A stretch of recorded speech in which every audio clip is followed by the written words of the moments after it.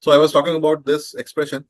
Here we still have an assignment operation going on, but if you just recall your mathematics college days or school days, something like this does not make sense. Do you agree? The expression Yes, sir. which I'm highlighting, it does not make sense from mathematical point of view, because it could either be LHS is equal to RHS, or it could be an inequality, something like this: left hand side greater than RHS, or the reverse way. But it does make sense in programming. And how does it make sense? How does it make sense? First, we are computing the RHS. So the rule is simple.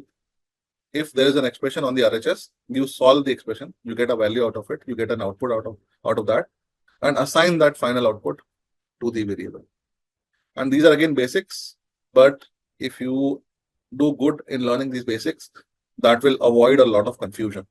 Usually, for simple assignment operations, it is absolutely fine. But when the expression on the RHS becomes more complicated, or let's say becomes an expression like this, and later on you will also see, for example, like this, and then some more condition written, and then let's say or, then it creates a lot of confusion, which is where again you should remember the tip: get hold of the RHS, solve it, something will come out of it.